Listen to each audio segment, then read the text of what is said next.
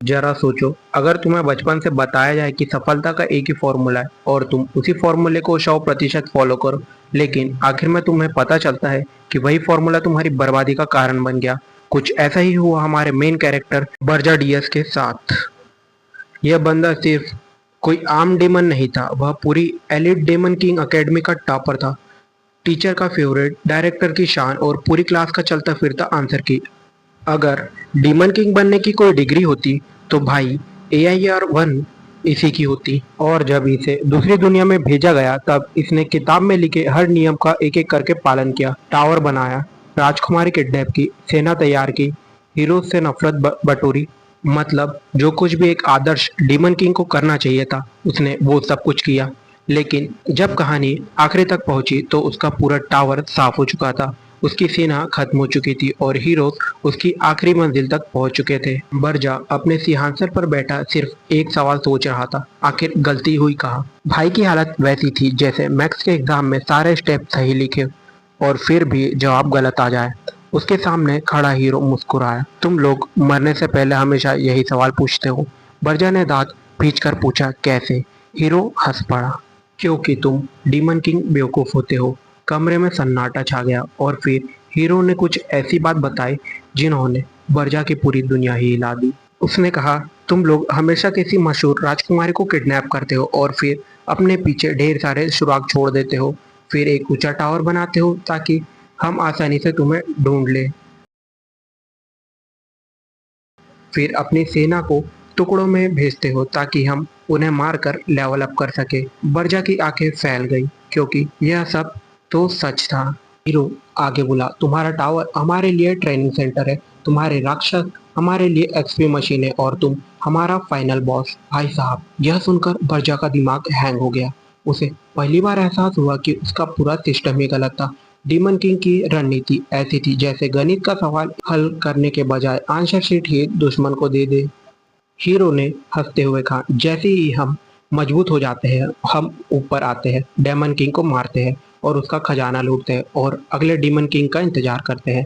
बहुत आसान है। पीछे खड़े बाकी हीरोज भी हंसने लगे। धन्यवाद डीमन किंग, तुम्हारा टावर एक्सपी फार्मिंग के लिए कमाल का था। इतना अच्छा डंजन तो हमने कभी नहीं देखा। भाई, यह अब हार नहीं थी, यह सभी के सामने बर्जा की बेइज्जती थी। बर्जा को महसूस हुआ जैसे उसकी पूरी जिंदगी का मजाक उड़ाया जा रहा हो। गुस्से में उसने एक आत्मघाती जादू शुरू कर दिया। अगर मैं मरूंगा तो तुम सबको भी साथ में लेकर मरूंगा, लेकिन इससे पहले कि जादू पूरा हो पाता मुख्य हीरो की तलवार उसकी गर्दन तक पहुंच गई। एक ही बार और फिर धड़ से अलग। डेमन किंग समाप्त। लेकिन तभी उसकी बॉडी पर्पल कलर की रोशनी से चमकने लगी। मरने के बावजूद उसकी आवाज गूंजी, भले ही यह मेरा आखिरी पल हो, मैं तुम सबको साथ लेकर जाऊंगा। अगले ही पल पूरा इलाका बैंगनी रोशनी में डूब गया। धरती कांपने लगी, आसमान फटने लगा और मरते समय बर्जा सिर्फ एक बात सोच रहा था, अगर मुझे पहले पता होता कि ये सारे नियम बेकार है तो मैं बिल्कुल अलग तरह का डीमन किंग बनता। न कभी किसी ने देखा और न कभी किसी ने सोचा होगा ऐसा डीमन किंग बनता। धड़ाम एक विशाल विस्फोट हुआ और फिर सब कुछ अंधेरा हो गया। बर्जा डियर, सुनो, सुन रहे हो? किसी की आवाज आई। बर्जा ने धीरे धीरे आंखें खोली और जो उसने देखा उसे देखकर उसकी सांस अटक गई। वह जिंदा था, लेकिन बात सिर्फ इतनी नहीं थी। वो वापस से डेमन किंग अकेडमी में था, उसी ट्रेनिंग ग्राउंड में जहां से उसने अपनी पावर और इन्फ्लुएंस की शुरुआत करी थी। बर्जा ने चारों तरफ देखा, सभी छात्र मौजूद थे, इंस्ट्रक्टर मौजूद था और सामने वही स्टेज थी जहां से उसने ग्रेजुएशन ली थी। उसका दिल जोर से धड़कने लगा। रुको, यह तो 15 साल पहले का दिन है। उसका दिमाग हैंग हो गया। बर्जा टाइम ट्रैवल कर चुका था। वह अपनी जिंदगी के सबसे महत्वपूर्ण दिन पर वापस आ गया था। वह दिन जब उसने डेमन किंग बनने की शपथ ली थी। इंस्ट्रक्टर ने जोर से आवाज लगाई, सभी छात्र मंच पर आए। आज से आप भविष्य के डीमन किंग बनने जा रहे हैं। बर्जा के बगल वाला छात्र फुसफुसाया, जल्दी करो, नियम पढ़ो। और फिर शुरू हुई वही पुरानी रिकॉर्डिंग। डीमन किंग को ऊंचा टावर बनाना होगा। डीमन किंग को राजकुमारी का अपहरण करना होगा। डेमन किंग को नफरत इकट्ठा करनी होगी। डेमन किंग को और ऐसी ही सारी बातें। बस यही बर्जा का सब्र टूट गया, क्योंकि यही नियम उसकी मौत का कारण बने थे। यही नियम हीरोज की जीत का कारण बने थे और यही नियम पूरे डेमन साम्राज्य को मूर्ख बना रहे थे।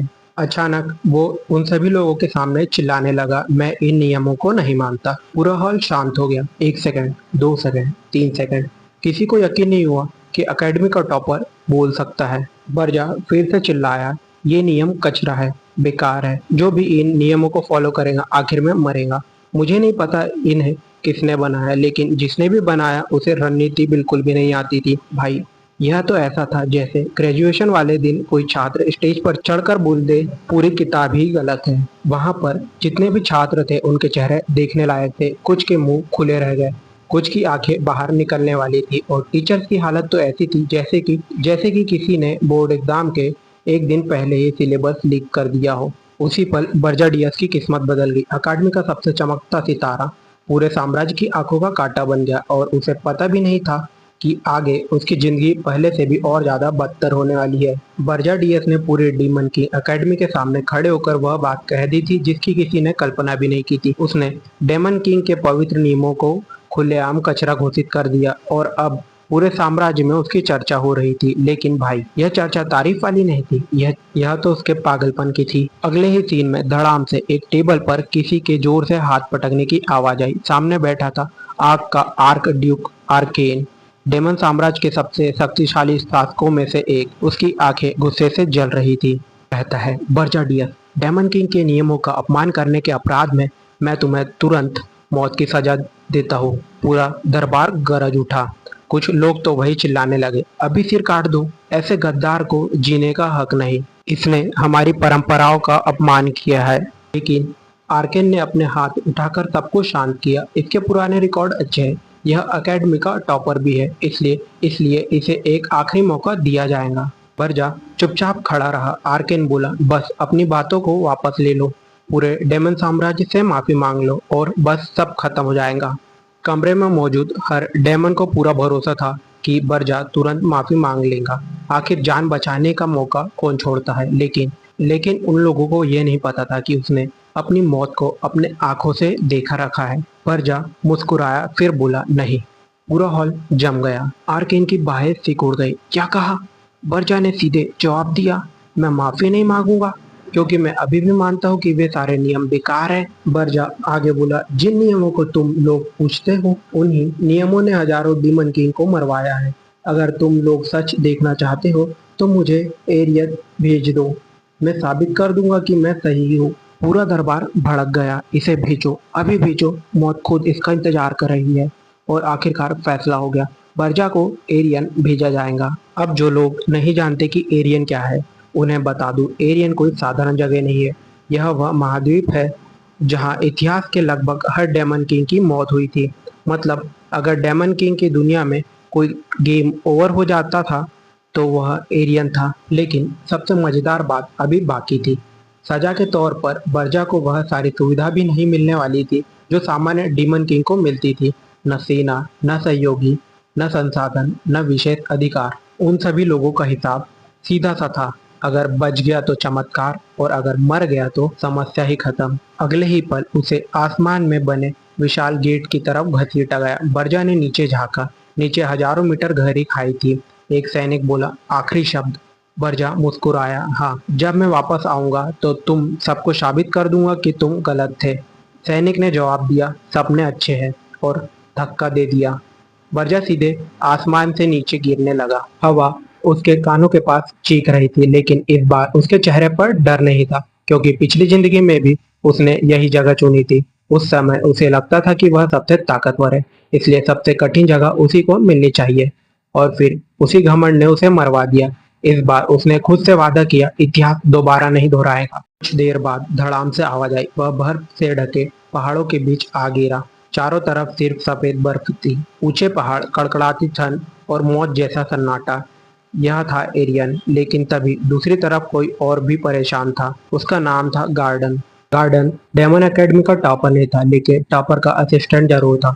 अब डेमन दुनिया में एक अजीब नियम था, जो छात्र डेमन एकेडमी में सबसे अच्छा प्रदर्शन करता है उसे नए डीमन किंग की सेवा में भेजा जाता है। और इस साल यह सम्मान गार्डन को मिला था। पहले तो वो खुशी से पागल हो गया क्योंकि उसका मालिक बनने वाला था महान बर्जा डियस, ड्रैगन ब्लड लाइन वाला जीनियस, एकेडमी का टॉपर, भविष्य का लेजेंड। गार्डन को पूरा भरोसा था कि इतिहास में उसका नाम भी चमकेगा। लेकिन फिर बर्जा ने पूरे साम्राज्य के सामने नियमों को कचरा बोल दिया और अब दोनों एरियन में फंस गए थे। तभी अचानक उसके सामने एक जादुई पोर्टल खुला और उसमें से बर्जा बाहर निकला। ओह, तुम भी आ गए। गार्डन लगभग फट पड़ा। मालिक, हमारी मौत पक्की है, आपने ऐसा क्यों किया? बर्जा ने अपने कंधे उचकाए, क्योंकि मैं मरना नहीं चाहता। क्या? पहली बार उन नियमों को फॉलो करके मैं मर चुका था। बोलते बोलते बर्जा रुक गया। उसे याद आया, गार्डन को तो टाइम ट्रेवल वाली बात पता ही नहीं, इसलिए उसने बात बदल दी। छोड़ो, काम शुरू करते हैं। और फिर डेमन किंग का पहला नियम सामने आया, एक विशाल टावर बनाओ। गार्डन ने तुरंत जगह देखी। सर, यह जगह बहुत खराब है, बर्फ, पहाड़ और तूफान से भरी हुई। हीरोज यहाँ तक पहुंच ही नहीं पाएंगे। बर्जा मुस्कुराया। बिल्कुल।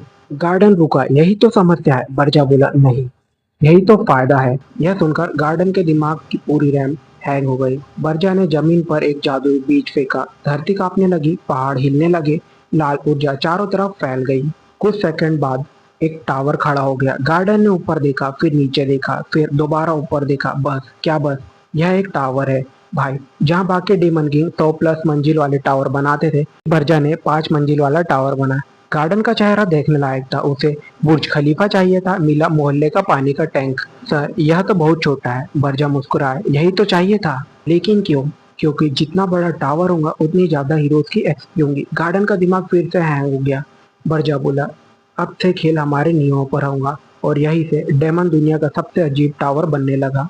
लेकिन तभी गार्डन को दूसरा नियम याद आया। वह तुरंत बोला, मालिक, टावर तो बन गया, अब हमें राजकुमारी किडनैप करनी होगी।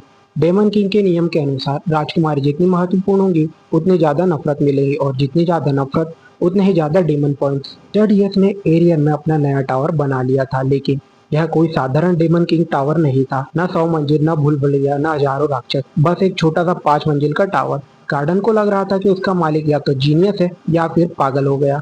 और सच बताऊं तो उसे दूसरा विकल्प सबसे ज्यादा अच्छा लग रहा था। ये तुरंत सुझाव दिया, हमारे सबसे करीब एथिक किंगडम है, वहाँ की राजकुमारी जल्द ही रानी बनने वाली है। अगर हम उसे उठा ले तो बहुत फायदा होगा। उसे पूरा भरोसा था कि बर्जा फिर मना कर देगा, लेकिन एक बार बर्जा बोला, नहीं, हम किडनैप करेंगे। गार्डन की आंखें चमक उठी। क्या सच में? मतलब आप आखिरकार नियम मान रहे हैं? बर्जा मुस्कुरा। नहीं। गार्डन का चेहरा फिर उतर गया। तो फिर मैं दूसरी राजकुमारी उठाऊंगा। यहीं से पूरी कहानी पटरी से उतरने वाली थी। बर्जा ने समझाया, हर डेमन किंग सबसे महत्वपूर्ण राजकुमारी को उठाता है, इसलिए सभी राज उन्हीं की सुरक्षा करते हैं। लेकिन अगर मैं ऐसी राजकुमारी उठाऊं जिसकी किसी को कोई परवाह ही नहीं। गार्डन कुछ सेकंड तक उसे देखता रहा, फिर बोला, मालिक, यह बात सुनने में बेवकूफी भरी लग रही है। बर्जा हंस पड़ा। ठीक, यही वजह है कि ये योजना काम करेगी। लॉजिक वैसा था जैसे परीक्षा में सारे बच्चे ए ऑप्शन टिक करे और टॉपर बी ऑप्शन टिक करके सही निकल जाए। कुछ देर बाद बर्जा ने एक लंबी दूरी वाला टेलीपोर्टेशन स्पेल इस्तेमाल किया और अगले ही पल वह दुनिया के दूसरे छोर पर मौजूद एल्डरॉन किंगडम पहुंच गया। यह साम्राज्य इतना विशाल था कि दूसरे साम्राज्य इसके सामने मोहल्ले लगते थे। महल के अंदर एक छोटी लड़की अपने कमरे में आराम कर रही थी। बर्जा खिड़की से अंदर आया, उसने लड़की को देखा, फिर मुस्कुराया गई। यह थी राज की 13वीं राजकुमारी, एक ऐसी राजकुमारी जिसकी किसी को कोई परवाह नहीं थी, जिसका राजनीति से दूर दूर तक कोई नाता नहीं था और जो सिंहासन से भी बहुत दूर थी। कम से कम बर्जा को तो ऐसे ही लग रहा था। लड़की धीरे धीरे उठी, उसने बर्जा को देखा और पूछा, तुम कौन हो? बर्जा ने गर्व से जवाब दिया, मैं एक डीमन किंग हूँ और मैं तुम्हें किडनैप करने आया हूँ। कुछ सेकंड की चुप्पी, फिर लड़की ने उससे पूछा, क्या तुम मुझे संभाल भी पाओगे? बर्जा रुक गया। क्या क्या तुम मुझे संभाल भी पाओगे? इसका क्या मतलब है? यह ऐसा सवाल था जिसकी उम्मीद बर्जा ने बिल्कुल भी नहीं की थी। आमतौर पर लोग चिल्लाते हैं या फिर भाग जाते हैं या फिर अपने गार्ड को बुलाते हैं, लेकिन यह लड़की तो मेरा इंटरव्यू लेने बैठ गई थी। बर्जा बोला, मैं डीमन किंग हूँ, जाहिर है कि मैं तुम्हें संभाल ही लूंगा। लड़की ने सिर हिलाया। तो फिर ठीक है, चलो चलते हैं, बस इतना ही। न चीख, न ड्रामा, न भागने की कोशिश। बर्जा को ये सब बहुत अजीब लग रहा था। उसने पूछा, तुम डरी नहीं? लड़की ने कंधे उचकाए। मैं राजकुमारी हूँ, मुझे हमेशा से पता था कि कोई ना कोई मुझे किडनैप करने आएगा। बर्जा का दिमाग कुछ सेकंड के लिए बंद हो गया। भाई ने पूरी तैयारी करके एंट्री मारी थी, लेकिन सामने वाली लड़की ने तो किडनैपिंग को ऊपर बुकिंग बना दिया। ठीक है, तो फिर चलते हैं। और दोनों गायब हो गए। उधर हजारों किलोमीटर दूर गार्डन टावर में बैठा चिंता कर रहा था। पता नहीं मालिक किस मुसीबत को घर लाने वाले हैं। उसका डर बिल्कुल सही था। कुछ देर बाद बर्जा वापस लौट आया। उसके साथ वह लड़की भी थी। गार्डन खुशी से उछल पड़ा। मालिक, वाह मालिक, मिशन पूरा हुआ। लेकिन फिर उसने लड़की को देखा। फिर उसने सबसे पहले उस लड़की को देखा, फिर दोबारा बर्जा को देखा। बस इतनी आसानी से? बर्जा बोला, हाँ। तुम्हें इसमें कोई दिक्कत है? गार्डन को पहली बार लगा कि शायद उसका मालिक सच में जीनियस है, लेकिन दुनिया की सबसे बड़ी समस्या अक्सर इसी लाइन से शुरू होती है कि कोई समस्या ही नहीं हुई। उन्होंने राजकुमारी को चौथी मंजिल पर भेज दिया, लेकिन वहां पहुंचकर वह खुद हैरान रह गई। न नौकर, न बिस्तर, न कालकोठरी, न पहरेदार, बस खाली कमरा। लड़की फर्श पर बैठ गई और बोली, यह सबसे अजीब किडनैपिंग है जो मैंने अभी तक देखी है। प्रजा को क्या पता था कि उसकी असली मुसीबत अभी शुरू भी नहीं हुई, क्योंकि अगले ही दिन उसे पता चलने वाला था कि उसने जिस लड़की को 13वीं राजकुमारी समझकर उठाया है, वह तो पहली राजकुमारी निकलेंगी। और सिर्फ पहली राजकुमारी ही नहीं, पूरे महाद्वीप की सबसे खतरनाक प्रतिभाओं में से एक। जब यह सच्चाई सामने आएगी तो पूरा साम्राज्य हिल जाएगा और बर्जा को जिंदगी का सबसे बड़ा झटका मिलेगा। टडियस ने सोचा था कि उसने एक ऐसी राजकुमारी किडनैप की है जिसकी किसी को कोई परवाह ही नहीं, लेकिन इस बार किस्मत ने उसके साथ ऐसा मजाक किया था कि पूरा महाद्वीप हिलने वाला था। सुबह सुबह गार्डन दौड़ता हुआ आया। उसके चेहरे का रंग उड़ा हुआ था। मालिक मालिक, बहुत बड़ी समस्या हो गई। बर्जा आराम से बैठा पॉइंट चेक कर रहा था। अब क्या हो गया? वो लड़की। क्या लड़की? वो चौथी मंजिल को जंगल बना रही है। कुछ सेकंड तक बर्जा उसे देखता रहा, फिर बोला, क्या जंगल? पूरा का पूरा जंगल। बर्जा को लगा कि गार्डन फिर कोई बेवकूफी कर रहा है, लेकिन जब वह चौथी मंजिल पर पहुंचा तो उसके कदम वहीं रुक गए। कल तक जो मंजिल बिल्कुल खाली थी, आज वहां घास उग चुकी थी। छोटे छोटे पेड़ दिखाई दे रहे थे, रंग बिरंगे फूल खिल चुके थे, हवा में जादुई ऊर्जा तैर रही थी और बीच में बैठी हुई थी वह छोटी राजकुमारी, जो आराम से कुछ चमकती हुई आत्माओं के साथ खेल रही थी। प्रजा की आंखें सिकुड़ गई। यह तो नामुमकिन है, क्योंकि ऐसा काम कोई साधारण इंसान नहीं कर सकता। एक पूरे इकोसिस्टम को बनाना चारों तत्वों पर नियंत्रण मांगता है, और चारों तत्वों पर नियंत्रण यह तो देश के सबसे बड़े जीनियस भी नहीं कर पाते। बर्जा धीरे धीरे उसके पास गया। तुम असल में कौन हो? लड़की मुस्कुराई। क्या? क्या हुआ? तुम 13वीं राजकुमारी नहीं हो? कमरे में कुछ सेकंड की चुप्पी छा गई। फिर लड़की ने बड़ी मासूमियत से पूछा, ओह, तो आपको लगा मैं हेलेना हूँ? बर्जा का दिल बैठ गया, क्योंकि हेलेना ही 13वीं राजकुमारी थी। मतलब लड़का गलत पार्सल को उठाकर ले आया था, और वह भी कोई छोटा मोटा नहीं, पूरा कंटेनर। लड़की मुस्कुराई। मेरा नाम अर्निट हेल्ड्रान है। मैं हेल्ड्रान साम्राज्य की पहली राजकुमारी हूँ। धड़ा। अगर उस समय बर्जा के दिमाग में कोई कैलकुलेटर चल रहा होता तो उसने तुरंत एरर दिखा दिया होता, क्योंकि उसका पूरा गणित बिगड़ चुका था। उसने सोचा था सबसे कम महत्वपूर्ण राजकुमारी मतलब कम खतरा, लेकिन असली समीकरण निकला सबसे महत्वपूर्ण राजकुमारी मतलब सबसे बड़ा संकट। बच्चा अपने माथे पर हाथ रखकर खड़ा रह गया। मैंने आखिर किया क्या है? अर्लिन मुस्कुराने लगी। मैंने पहले ही पूछा था कि आप मुझे संभाल पाएंगे। गार्डन तो वही बेहोश होने वाला था। मालिक, हम खत्म हो गए, पूरी तरह खत्म। Game over. Final credit backup. जाने उसे घूरा, चुप रहो। लेकिन अंदर से उसका भी यही हाल था, क्योंकि अब मामला सिर्फ किडनैपिंग का नहीं था। अब पूरे महाद्वीप की सबसे महत्वपूर्ण राजकुमारी उसके टावर में बैठी थी, और दूसरी तरफ ट्रांस साम्राज्य में नरक मचा हुआ था। महल के अंदर राजा गुस्से से कांप रहा था। मेरी बेटी कहाँ है? उसे ढूंढो, अभी ढूंढो। इसी वक्त सैनिक पूरे राज्य में फैल गए। जादूगरों को बुलाया गया, खुफिया एजेंसी लगा दी गई, यहाँ तक कि कई पड़ोसी राज्यों को भी खबर भेज दी गई, क्योंकि गायब हुई थी सिर्फ उनकी राजकुमारी नहीं बल्कि भविष्य की रानी। उधर बर्जा अपने पॉइंट्स को चेक कर रहा था, तभी उसे एक नोटिफिकेशन आया, डेमन पॉइंट 500 प्लस। दूसरा नोटिफिकेशन, डेमन पॉइंट 1200 प्लस। तीसरा 3000 प्लस। बर्जा की आंखें फैल गई। ये क्या हो रहा है? कुछ ही मिनटों में उसके पॉइंट्स 13,000 पार कर गए, फिर 15,000, फिर 18, फिर 20। पॉइंट्स ऐसे बढ़ रहे थे जैसे किसने कैलकुलेटर में 100 से गुना कर दिया हो। गार्डन ने स्क्रीन देखी, फिर स्क्रीन को थपथपाया, फिर दोबारा देखा। मालिक, क्या यह सिस्टम खराब हो गया है? बर्जा धीरे धीरे मुस्कुराने लगा, क्योंकि उसे समझ आ गया था पूरी दुनिया अब उससे नफरत कर रही है, और जितनी ज्यादा नफरत उतने ज्यादा पॉइंट्स। मतलब उसकी सबसे बड़ी गलती अब उसके लिए सबसे बड़ा फायदा बन चुकी है। लेकिन हर जैकपॉट की एक बड़ी कीमत होती है, और इस बार कीमत बहुत बड़ी है, क्योंकि अगले ही दिन राजा ने अधिकारी आदेश जारी कर दिया, जो भी मेरी बेटी को वापस लाएगा उसे अकल्पनीय इनाम मिलेगा। और उसी पल महाद्वीप के पूरे हीरो हरकत में आ गए। अब बर्जा के सिर पर सिर्फ एक ही नहीं, हजारों लालची हीरोज की नजर थी और उनमें से कुछ इतने खतरनाक थे कि पिछले जीवन में वही उसकी मौत का कारण बने थे। अब उसके पास पहले से कहीं ज्यादा संसाधन थे, लेकिन एक नई समस्या भी पैदा हो चुकी थी।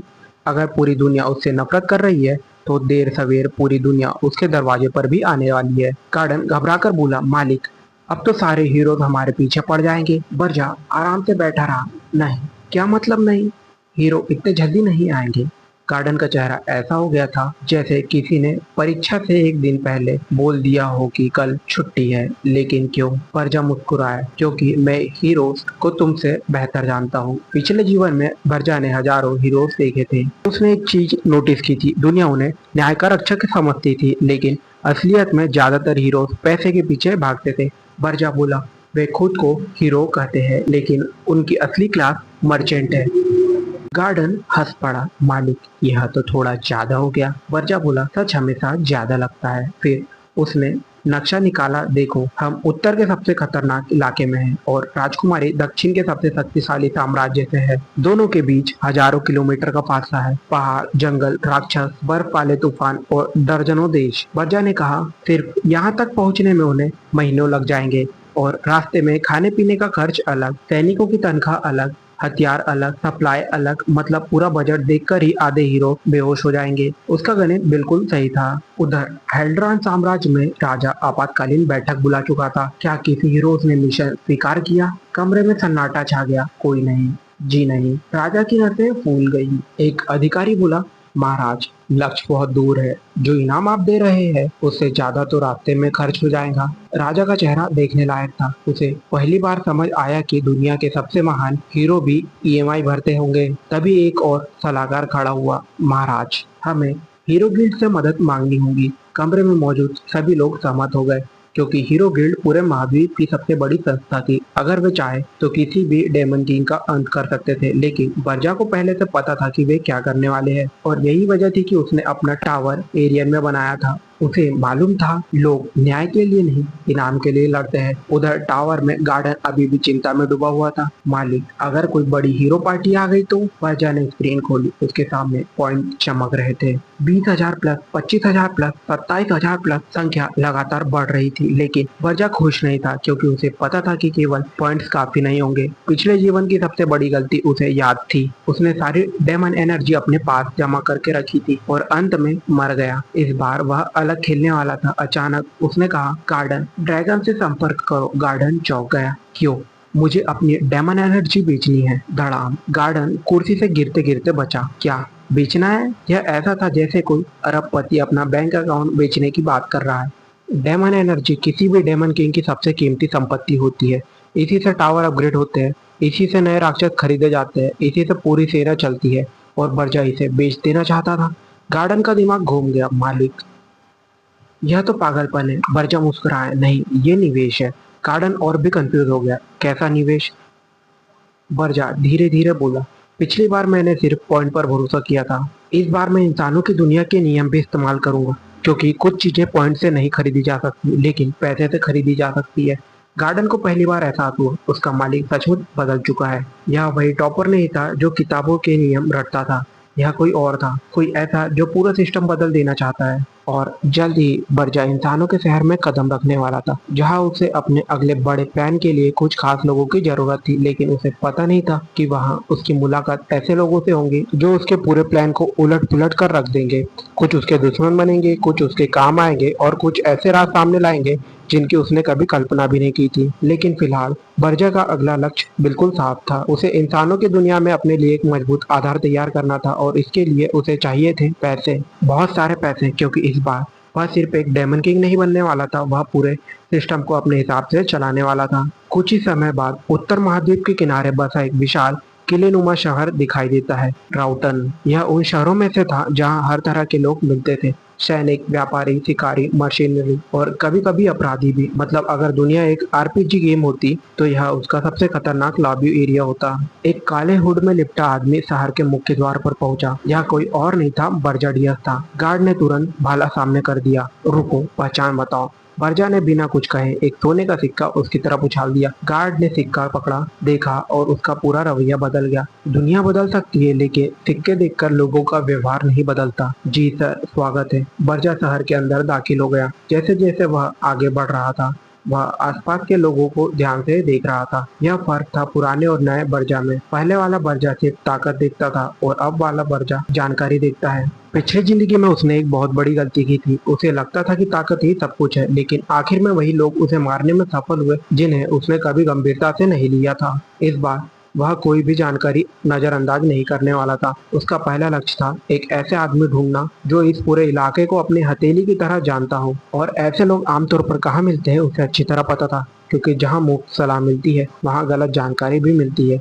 कुछ देर बाद वह शहर के सब पुराने हिस्से में पहुंचा, जहां एक बड़ी सी इमारत थी, स्कारलेट मशीनरीज, इलाके का मशहूर भाड़े का सैनिक समूह। अंदर कई लोग ड्रिंक कर रहे थे, कुछ ताश खेल रहे थे, कुछ लड़ रहे थे और कुछ दुनिया बचाने की बात कर रहे थे, जबकि कुछ खड़े होने की तक हालत में नहीं थे।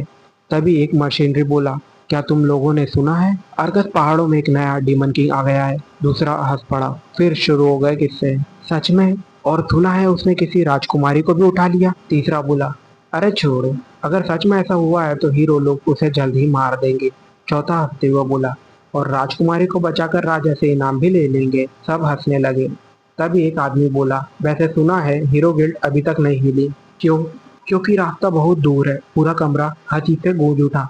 मतलब राजकुमारी बाद में, पहले बजट मीटिंग। यह सुनकर बर्जा को यकीन हो गया कि उसकी सोच बिल्कुल सही थी। हीरो भी इंसान ही थे और इंसान हमेशा फायदे का हिसाब लगाते हैं। वह धीरे धीरे उनके पीछे जा खड़ा हुआ। दिलचस्प। अचानक सब चुप हो गए। एक मशीनरी मुड़ा। तुम कौन हो? बर्जा मुस्कुराया, बस एक यात्री। और तुम लोगों की बात सुनकर मजा आ रहा था। कुछ लोगों को उसका अंदाज पसंद नहीं आया। एक आदमी कुर्सी से उठकर बोला, अगर इतना ही मजा आ रहा है तो बाहर चलो। पूरा कमरा हंस पड़ा। उन्हें लगा कोई नया शिकारी फंस गया, लेकिन उन्हें नहीं पता था कि शिकार कौन था। बर्जा ने धीरे से अपना हुड पीछे किया। उसकी आंखों में वही ठंडापन था जो किसी ऐसे आदमी में होता है जिसने मौत को 2 बार देखा हो। और अगले ही पल पूरे शराब खाने का माहौल बदल गया।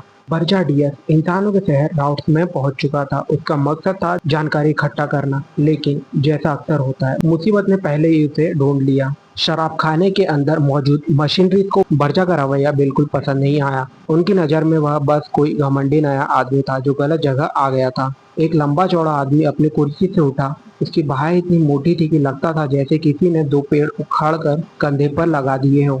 वह बर्जा के सामने आकर खड़ा हो गया। सुनो लड़के, यहाँ कान लगाकर बातें सुनना अच्छी आदत नहीं मानी जाती। बर्जा ने उसकी तरफ देखा भी नहीं। और बेवकूफ़ी भरी बातें करना, क्या वह अच्छी आदत मानी जाती है? पूरा शराब खाना शांत हो गया। बर्जा ने आते ही क्रिटिकल डैमेज मार दिया था।